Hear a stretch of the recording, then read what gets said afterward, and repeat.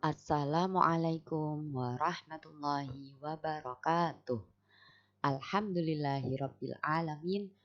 Allahumma shalli ala sayyidina Muhammad wa ala ali sayyidina Muhammad. Apa kabar anak-anak? Semoga kalian tetap dalam keadaan sehat dan selalu semangat dalam belajar.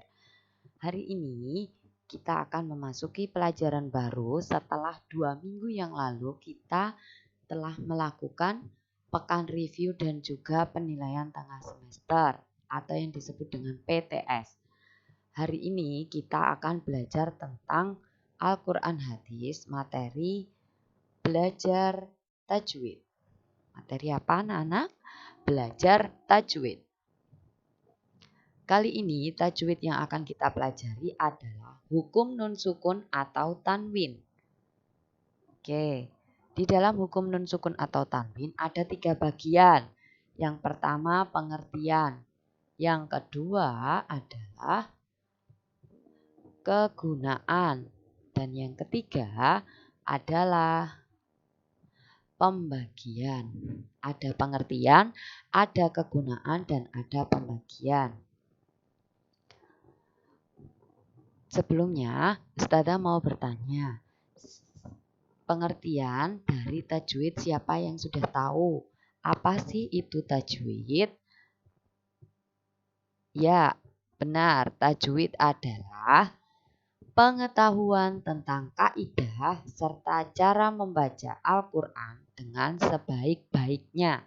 Sering sekali ya ketika kalian mengaji tajwidnya kurang, dengungnya kurang, ininya dibaca jelas dan lain sebagainya.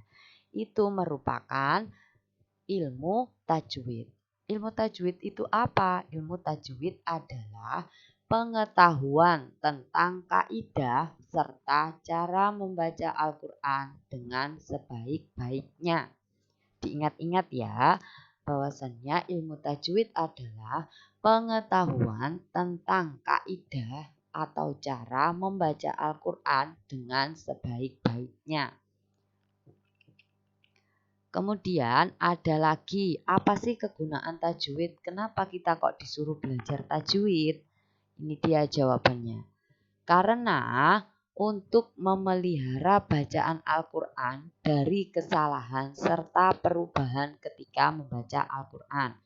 Dengan tujuan apa? Dengan tujuan bacaan Al-Quran kalian bisa fasih, bisa benar dengan lancar tanpa ada kesalahan.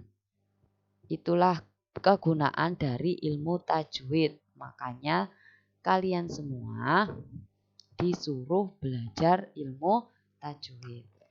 Karena umat Islam itu diwajibkan ya untuk belajar ilmu tajwid. Supaya apa? Supaya bacaan Al-Qur'annya bisa baik dan benar. Biar bisa membaca Al-Quran itu dengan lancar. Kemudian pembagian ilmu tajwid tadi khususnya pada nun sukun atau tanwin itu dibagi menjadi 4 bagian. Yang pertama adalah idhar, yang kedua adalah idgham, yang ketiga ikhfa, yang keempat adalah iqlab.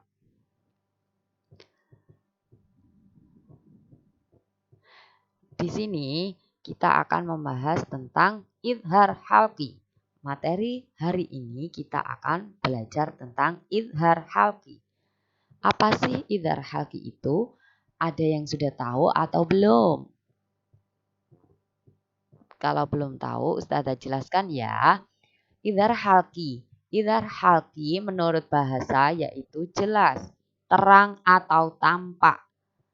Jelas, terang, atau tampak. Maksudnya apa? Tanpa disertai dengan dengung. Dibaca dengan jelas, terang, atau tampak. Tanpa adanya dengung maksudnya ya.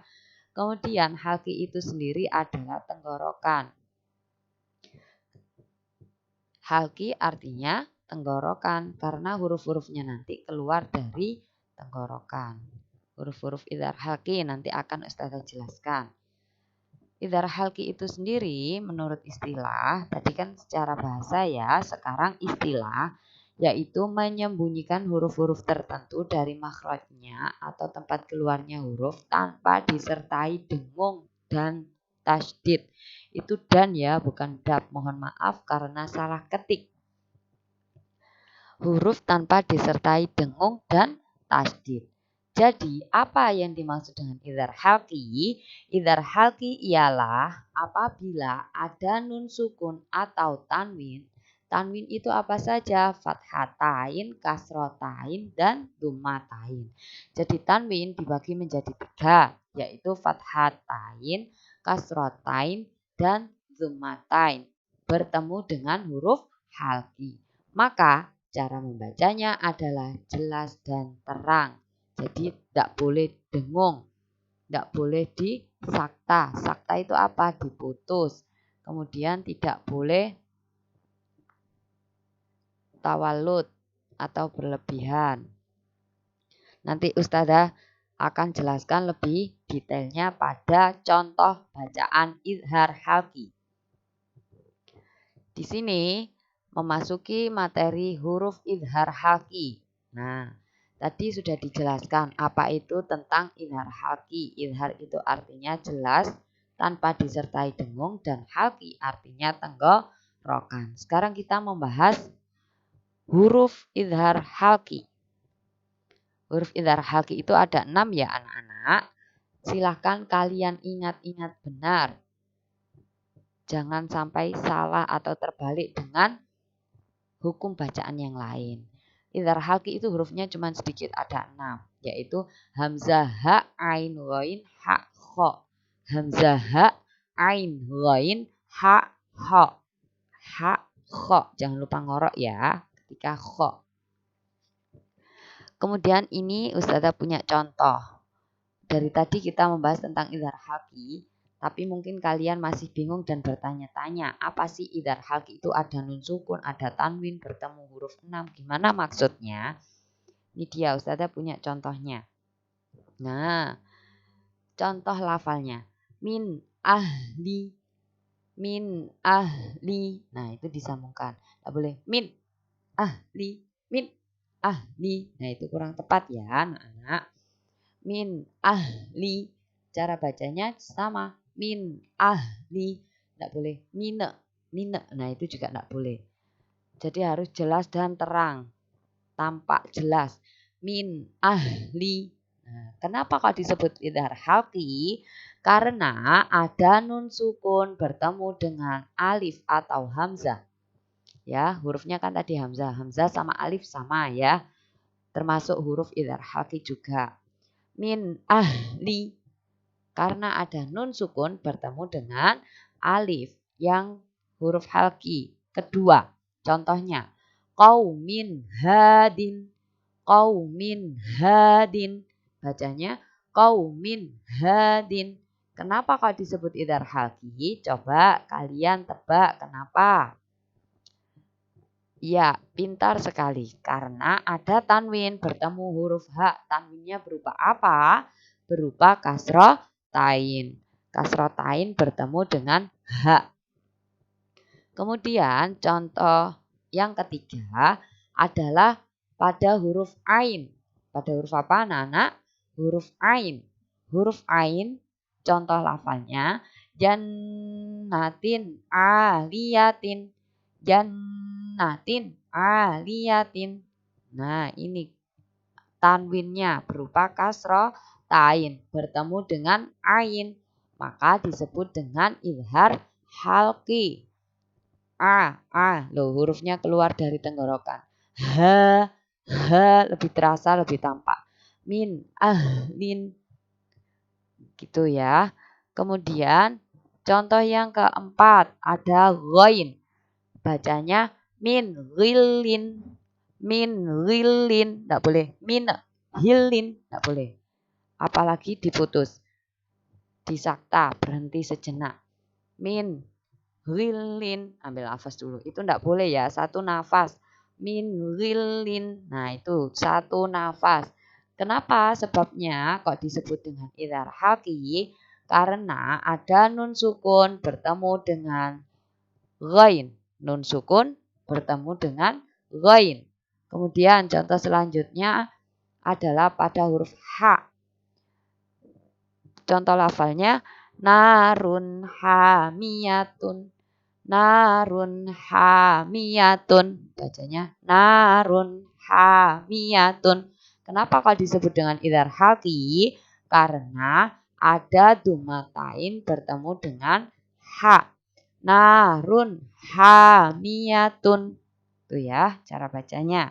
Harus tepat, harus sesuai.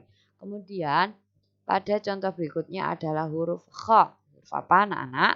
Huruf kha. Ini yang agak susah ya ketika ngorok. Kadang ngoroknya tidak tampak jelas. Ustazah contohkan ya pada huruf kha. Min khairin. Min khairin. Nah gitu. Kenapa kok disebut dengan idhar halqi? Karena ada nun sukun bertemu dengan kha. Ya, bertemu dengan kha. Sudah paham anak-anak? Mudah apa sulit? Pasti mudah kan? Ustazah sudah jelaskan dan Ustazah sudah memberikan contoh.